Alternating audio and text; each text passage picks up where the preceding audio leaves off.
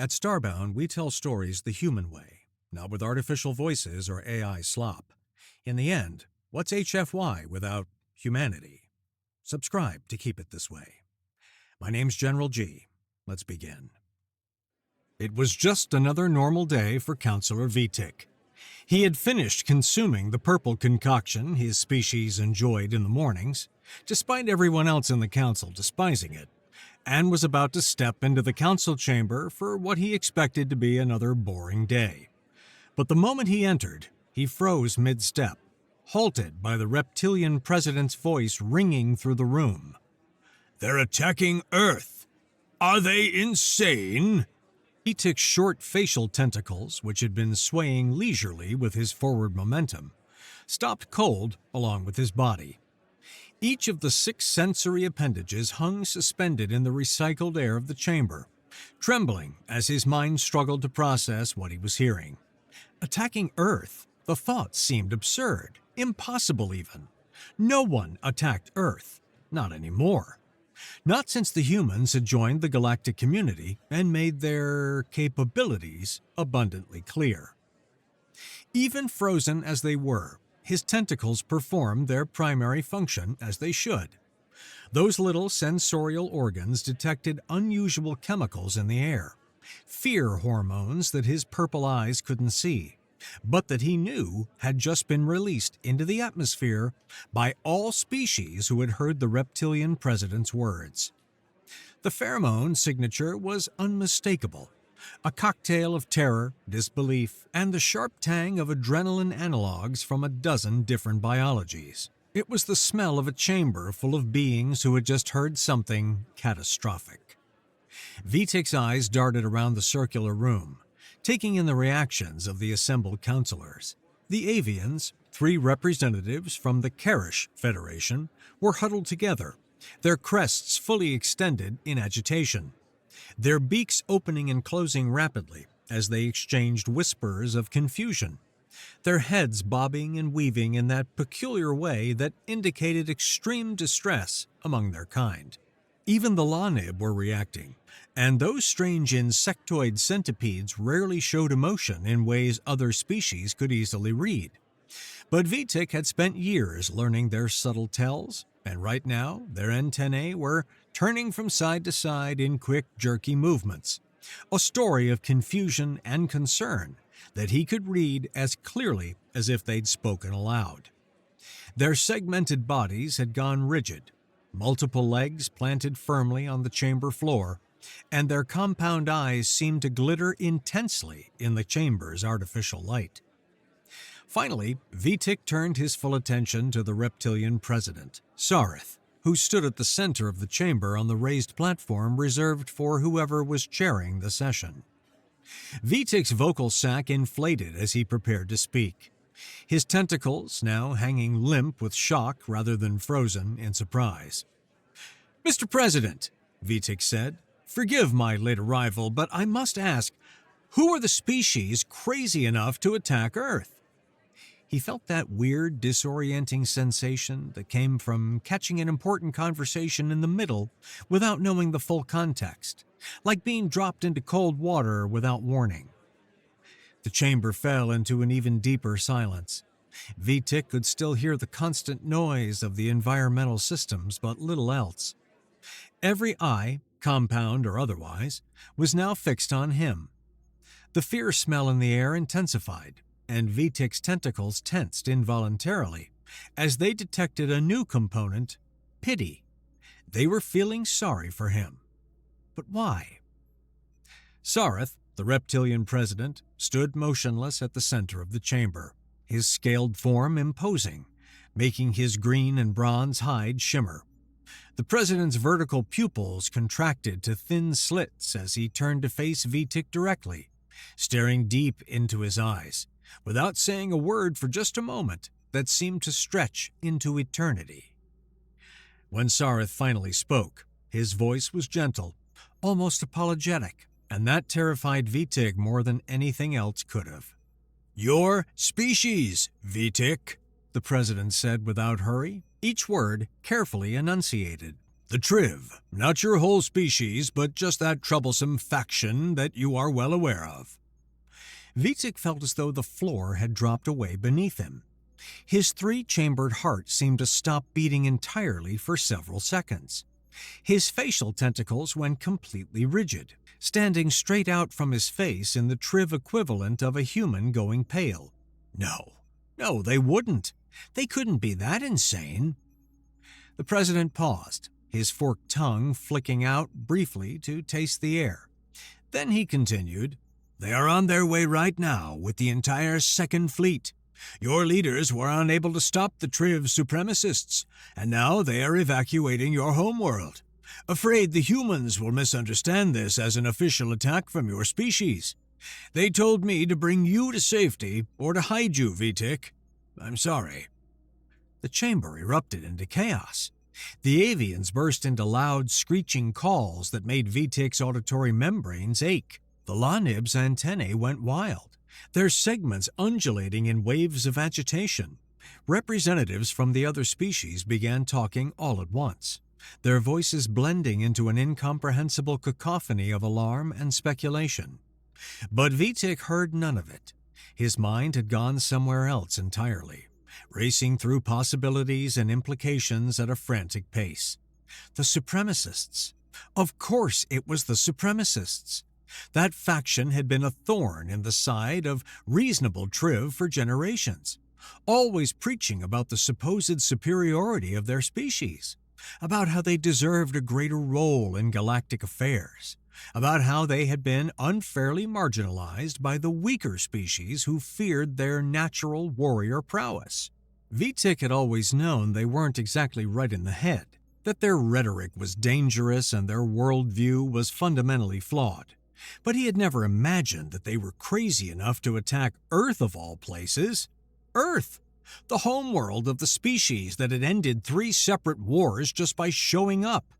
The planet whose defense fleet had once disabled an entire pirate armada without firing a single shot, just by demonstrating what their weapons could do to a nearby moon. What? Vitik's voice came out as a croak. He cleared his vocal sac and tried again. "What are you planning to do, Mr. President?" Sareth's tail swished across the floor in agitation, scales scraping against the clean stone. "That is the question I've been grappling with since I received word 20 minutes ago. The attack will occur in approximately 8 hours if we do nothing."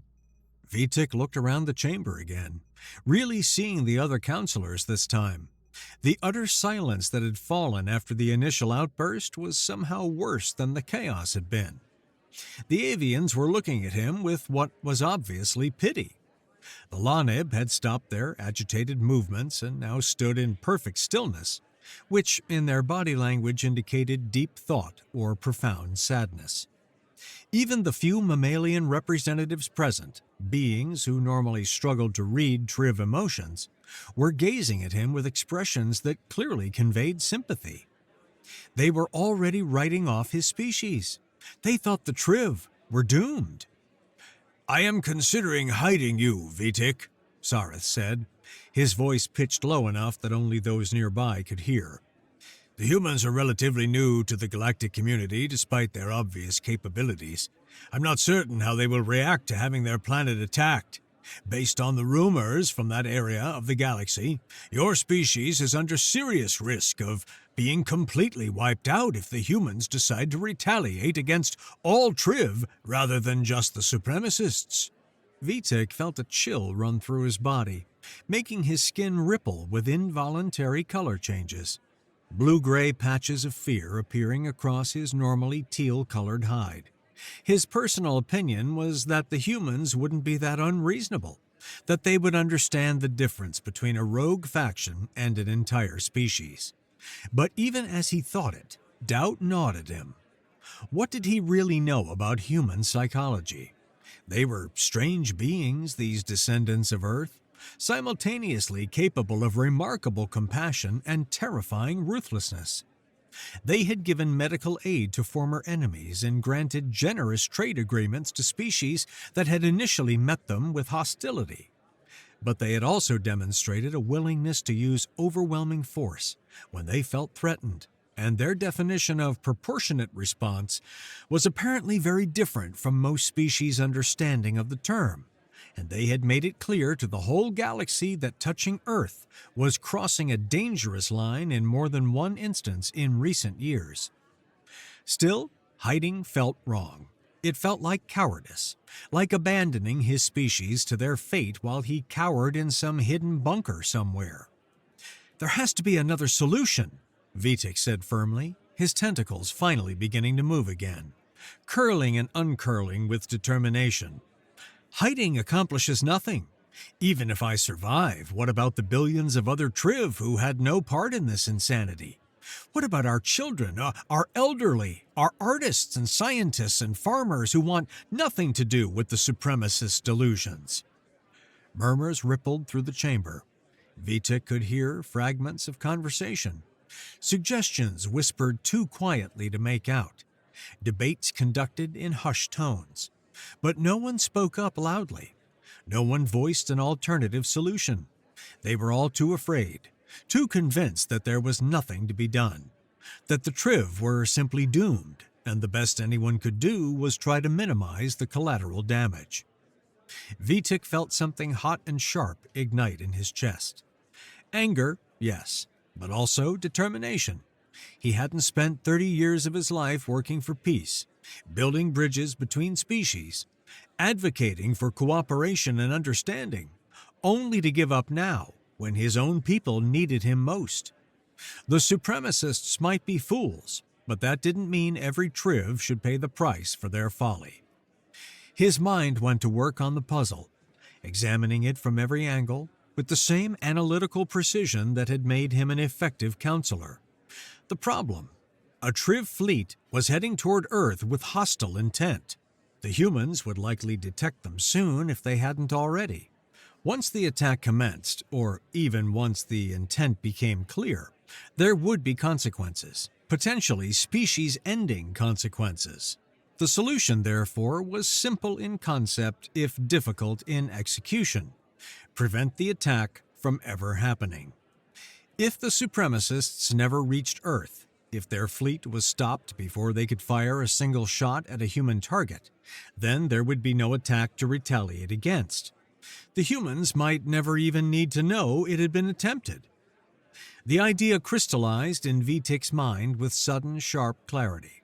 He straightened his tentacles, spreading outward in a display of confidence he didn't entirely feel, but knew he needed to project.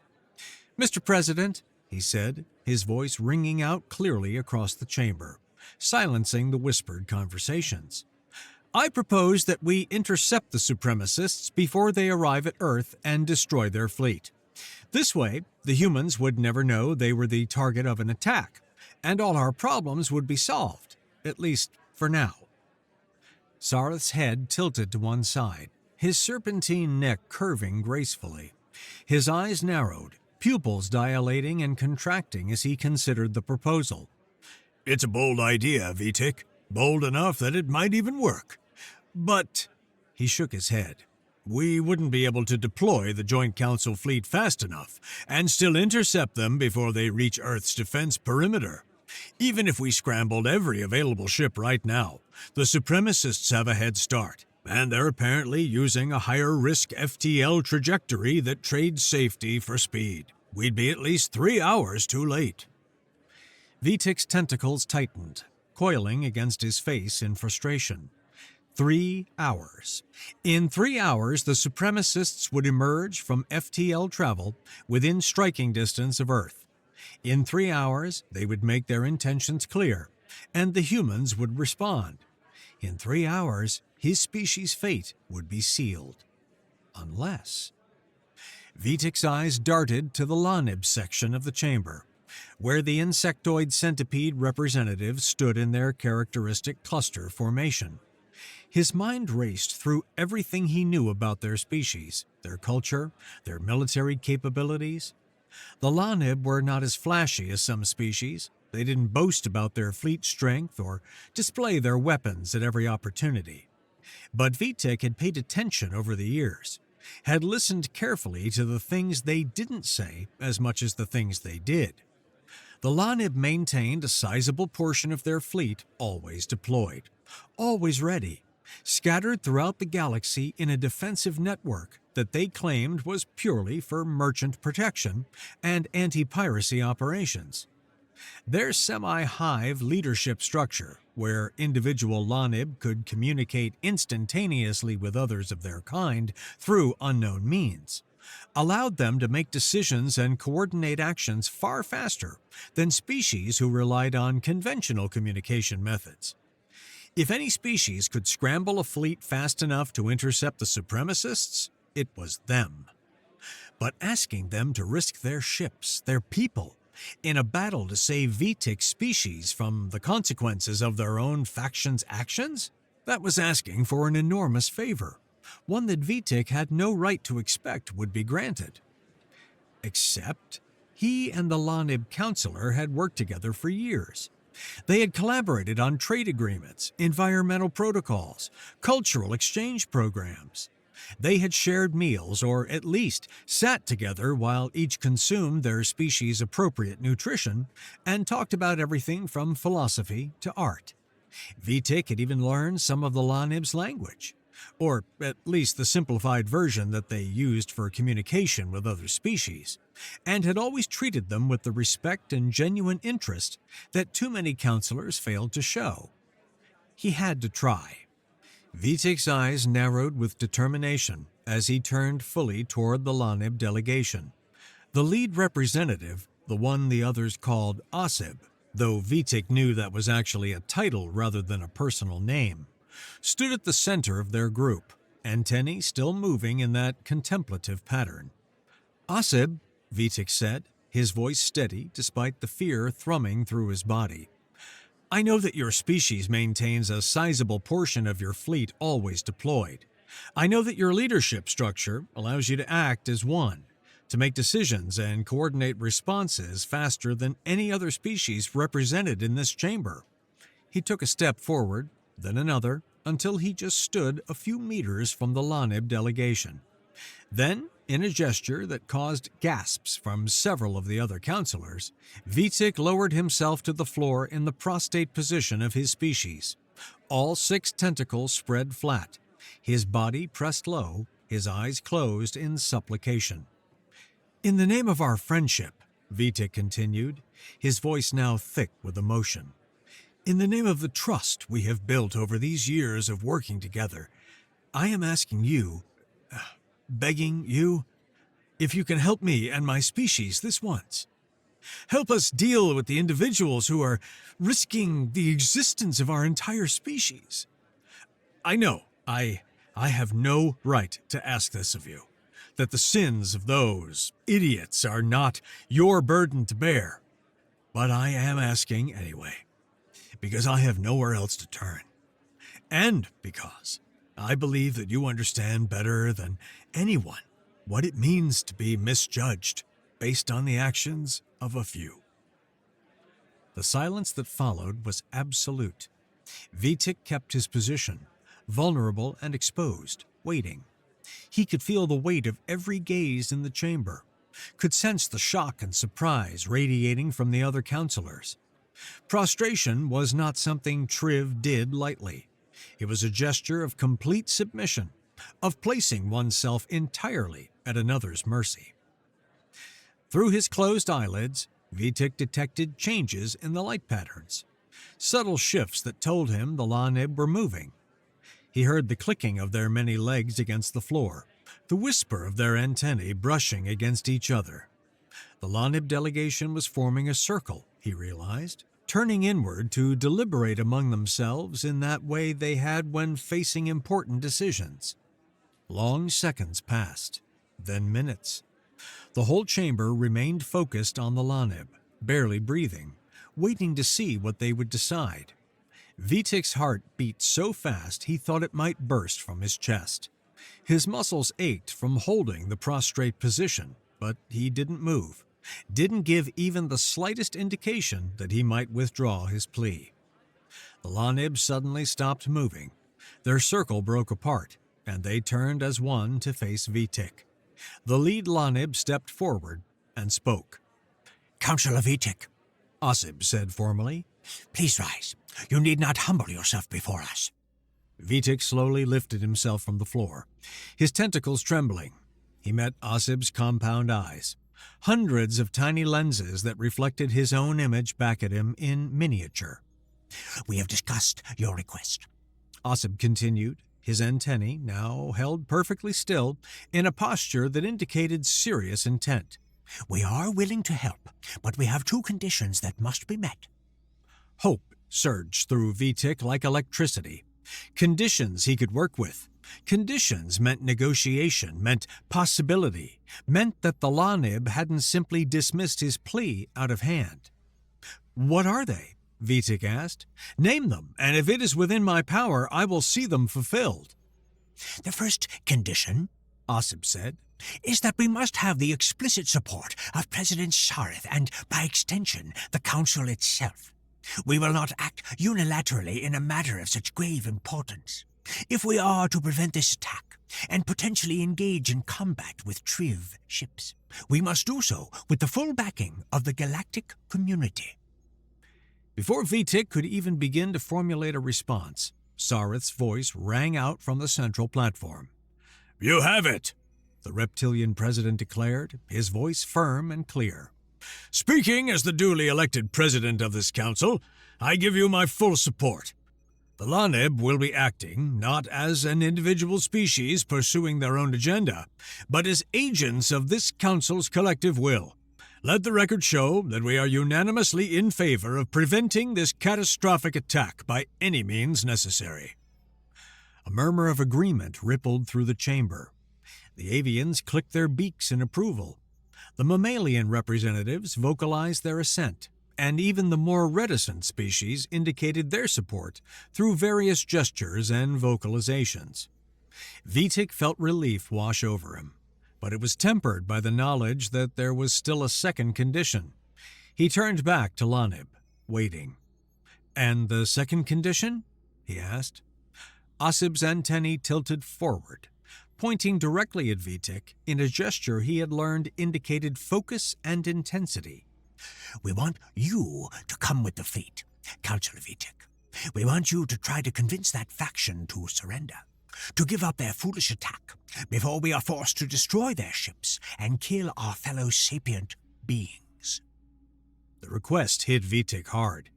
Go with them? Into what would almost certainly become a combat situation? Put himself in direct communication with the Supremacists?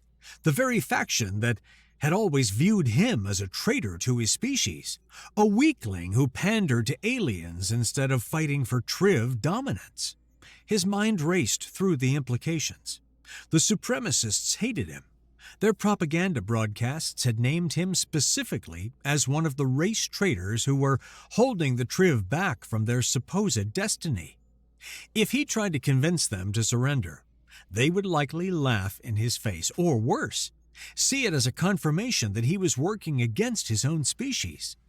The chance that he could actually talk them down was minimal at best. And if the Lanib did have to destroy the Supremacist fleet, Vitik would be there, watching his own people die. Even if they were zealots and fools, even if they had brought this on themselves, they were still Triv, still his species. The psychological weight of that, the potential trauma? But what choice did he have? The Lanib were offering him the one slim chance to save his species from potential extinction. Could he really refuse because he was afraid of confronting the Supremacists? Afraid of witnessing violence? Afraid of the emotional cost? I agree, Vitik said, the words coming out more steadily than he felt. I will go with your fleet. I will do everything in my power to convince them to stand down. Even as he said it, doubt gnawed at him. I won't be able to convince them, he thought. They're too far gone, too committed to their delusions. This will be risky, maybe even suicidal, and it probably won't work. But he kept those thoughts to himself, maintaining an outward appearance of confidence and determination. Lanib's antennae waved in what Vitik had learned to recognize as approval, Then we have an agreement. We will depart within the hour. Come prepared for a rapid deployment, Councilor. We will not have time for delays. The chamber erupted into activity. Councilors who'd been frozen with fear and indecision suddenly had purpose, had a plan to rally behind. Sarith began issuing orders, coordinating with the Lanib on logistics and tactical considerations. Vitik stood at the center of it all, his tentacles hanging limp at his sides as the reality of what he had just agreed to truly sank in. But beneath the fear and doubt, there was also determination. This was the right thing to do. It was the only thing to do. If he had to put himself at risk to save billions of innocent Triv, then that was a price worth paying. The whole chamber had reached a decision. They would prevent the attack on Earth from ever happening. Now came the hard part, actually making it work. Hello, Starbound listeners, this is General G. I would like you to click the like button. That's all I want you to do. As you know, on social media, everything depends on likes and clicks and follows and friends. You can help out this channel in unimaginable ways just by clicking like. Thank you. And now, back to the story. Just 2 hours later, Vitik found himself on the bridge of a ship whose name he had given up pronouncing even in his thoughts.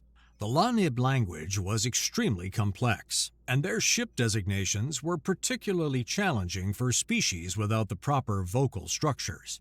So in his mind, he simply thought of it as the flagship, though he knew that wasn't technically accurate. The Lanib didn't organize their fleet the way other species did, with clear hierarchies and designated command ships. Their strange communication meant that any ship could serve as a coordination point, and decisions were made through a form of distributed consensus that Vitik only partially understood even after years of study. The bridge itself was disorienting to someone not of the Lanib species. Instead of the usual arrangement of stations and screens oriented toward a central command chair, the Lanib bridge was a circular space with workstations arranged in concentric rings. Dozens of Lanib moved constantly, flowing between positions in a choreographed dance that seemed chaotic but was actually perfectly organized. Vitik stood near what he thought might be the tactical station, trying to stay out of the way while also remaining accessible if needed. He was surrounded by Lanib, dozens of the insectoid centipedes moving and working all around him. The only way he could tell Asib, the counselor he knew, from the others was by the distinctive uniform they wore, a harness-like apparatus that wrapped around their thorax segments, marked with symbols that denoted rank and position. Without that visual cue, Vitik would have been completely lost. The Lanib all looked essentially identical to his eyes, and he knew from past conversations that they sometimes found it amusing how other species struggled to tell them apart. Vitik approached what he assumed was the ship's captain. "Captain," he said, using the usual term since the Lanib concept of shipboard hierarchy didn't translate well to trade common. "How long before we make contact with the fleet?" The captain's antennae swiveled toward him as he spoke. "Less than a minute, Councilor Vitik. We have already matched their FTL trajectory and are closing on their position. They should become aware of our presence within moments." Less than a minute, Vitik's heart started beating faster. His tentacles coiled and uncoiled nervously. He tried to prepare himself mentally for what was coming, running through possible arguments and appeals in his mind. But before he could even fully formulate a strategy, one of the Lanib at what appeared to be a communication station simply moved a large display screen in front of Vitik. The screen activated, and suddenly Vitik was staring at a face he had seen in countless propaganda broadcasts, a face that had become synonymous with everything wrong with the Supremacist movement. Supreme Commander Throck. Throck's facial tentacles were arranged in a configuration that indicated supreme confidence, perhaps arrogance. "Well, well," Throck said. "Councilor Vitik, I should have known you would be involved in this. Tell me, traitor, did you bring your insect friends to try to stop us from claiming our rightful glory?" Vitik forced himself to remain calm, to not rise to the bait. Throck wanted him angry, wanted him emotional and irrational. That would make it easier to dismiss anything Vitik said. "Supreme Commander Throck," Vitik said, keeping his voice level and reasonable, "please listen to me. I know we have our differences. I know you see me as someone who has lost sight of what it means to be Triv. But put that aside for a moment and hear what I'm saying. Attacking the humans is suicide, not just for you and your fleet, but for our entire species." Throck's tentacles rippled in what might have been laughter.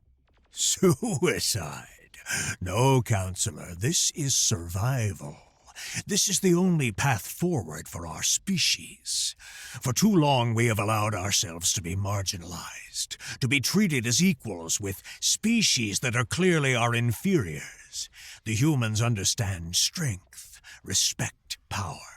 When we defeat their defense fleet, when we prove that the Triv are the superior warrior race, we will finally claim our rightful place at the head of the Council. "You can't defeat them," Vitik's calm cracked, his voice rising. "Throck, please, you have to understand. The humans aren't like other species we've encountered. They don't think the way we do. They don't fight the way we expect." Throck's expression hardened, his tentacles straightening into rigid lines of anger. My delusions have attracted thousands of followers, Counselor. Thousands of true Triv who understand that our species' future depends on us claiming our role as the galaxy's premier warrior race. Not hiding behind treaties and trade agreements. Not cowering before the mammals and reptiles and insects who think themselves our equals. "They are our equals," Vitik shot back. "Please, Throck." The screen went black as Throck severed the communication link. Vitik stood frozen, staring at the dead screen. His tentacles trembled, and he realized with distant surprise that his eyes were leaking fluid, the Triv equivalent of tears. He became aware that the bridge had gone very quiet. The Lanib had stopped their constant movement, and many of them had turned to look at him. Even with their alien features, Vitik could sense concern, perhaps even sympathy. Asib, the counselor, approached him. "I apologize for what he said, Vitik," Asib said softly. "His words were cruel and unfounded." "He called you insects," Vitik said, his voice thick with shame and anger. "And he's not entirely wrong about me bringing you here to fight my own people. His voice broke. "I'm so sorry, Asib. You and your species deserve better than to be insulted like that. And I'm sorrier than I can say that you're being dragged into this mess that my species created." Asib's antennae reached out, gently touching Vitik's shoulder in what he knew was a gesture of comfort among their species. "Do not apologize for the hatred of others, friend." Asib was quiet for a long moment, his antennae drooping a bit in what Vitik had learned was their expression of sadness. "I am sorrowful at the loss of sapient life," he finally said. "Even lives wasted on hatred and violence are still lives. But you are correct. We cannot allow them to reach Earth." Asib turned toward the captain. "Captain, please proceed with military action. Target the flagship first. Disable, if possible, but destruction is authorized if necessary." The captain's antennae snapped to attention. "Understood, Counselor. All ships, prepare for combat operations." The Lanib bridge erupted into coordinated activity. Vitik watched it all with a growing sense of surreal detachment. This was really happening. In moments, Triv would be dying because of their own mistakes. The main tactical display showed both fleets clearly now. The Triv Second Fleet was smaller than Vitik had feared, perhaps 40 ships, with Throck's flagship at the center. The Lanib had brought a comparable force in numbers, but their ships were different, the tech better. "They're hailing us again," the communications officer reported. "Ignore it," Asib said firmly. "We gave them their chance. Show me weapons range." "Entering optimal range in 30 seconds, the tactical officer reported. "Their fleet is maintaining course toward Earth. They are not taking evasive action." "They don't believe we'll really fire," Vitik said quietly. "Throck thinks this is a bluff." "He is wrong," Asib said simply. 10 seconds to optimal range." Vitik's tentacles gripped the railing in front of him, He wanted to look away, to close his eyes and not witness what was about to happen, but he forced himself to watch. If he was going to cause the deaths of his own people, then the least he could do was bear witness. The Lanib ships opened fire at once. Beams of concentrated energy lanced across the void, striking the Supremacist flagship directly. The first strikes hit the ship's main propulsion systems, causing explosions that blossomed along the aft sections in flowers of brilliant plasma. The flagship's shields, clearly outdated compared to Lanib technology, collapsed within seconds under the concentrated barrage.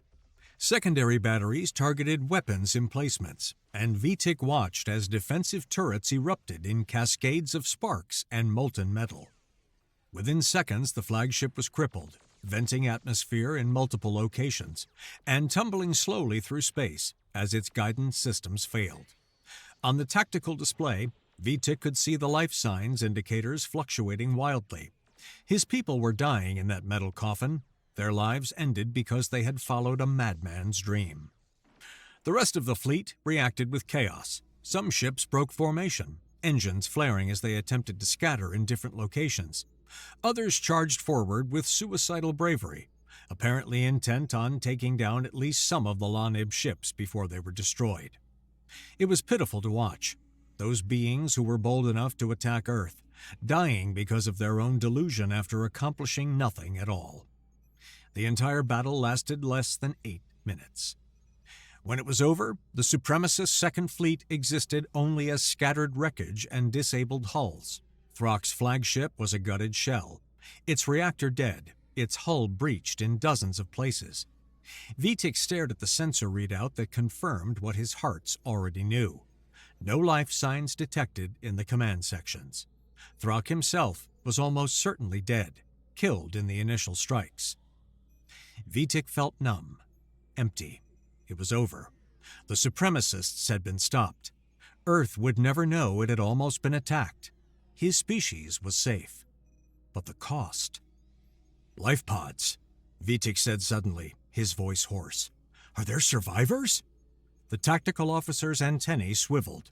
Yes, Councilor. Approximately 4,000 life signs detected in escape pods and intact sections of disabled ships. We are already moving to recover them.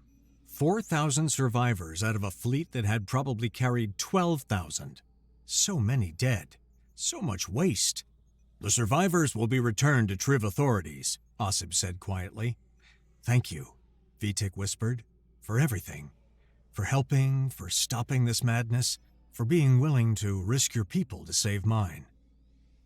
On the journey back to Council space, as the stars streaked past in FTL, Vitik found himself slightly impressed, and, if he was being honest, intimidated by how powerful Asib's people truly were. Your fleet is remarkable, Vitik said to Asib, as they stood together in an observation area. I knew you were capable, but I didn't fully appreciate just how capable until today. Asib's antennae waved in what might have been embarrassment. We are a peaceful species by preference, Vitik, but we are not naive. The galaxy can be dangerous. They stood in silence for a while. Finally, Vitik voiced the thought that had been nagging at him. You said earlier that I didn't need to consider this a life debt, Vitik said. But I do. You saved my entire species today. Asib's antennae touched Vitik's shoulder again. You misunderstand, friend. I said you need not consider it a life debt not because the favor was small, but because we were doing what was best for our own species as much as yours. Vitik turned to look at them, confused. What do you mean? We were afraid, Asib admitted. Afraid of what would happen if the humans were attacked. Afraid that they might not distinguish between the Supremacists and the Council that failed to prevent them. The truth is, Vitik, we may have saved your species today, but we also saved ourselves, because we were genuinely terrified of what a war against humanity would mean. Vitik felt a chill run through him. You're that afraid of them? Anyone with sense is afraid of the humans, Asib said simply. They are strong, unpredictable, and the only thing they agree on is that Earth should be left alone. You have one problematic faction, but the humans... Vitik was quiet for a long time, processing this. He thought about Thrak, about the Supremacists' conviction that they could defeat the humans. They had been so catastrophically wrong. "How bad would it have been," Vitik asked quietly, "if we hadn't stopped them?" Asib's entire body seemed to sag. "I don't know, and I am profoundly grateful that we will never have to find out." Vitik closed his eyes and whispered a prayer of gratitude. Then he opened them again, looked out at the stars, and wondered what other dangers lurked in the galaxy, waiting for the unwary. He had learned his lesson today. The Supremacists had tried to challenge the Galactic Order, to prove their superiority through violence, and the only thing they proved was that they couldn't fight anyone, not even being strong enough to get close to Earth to attack humanity.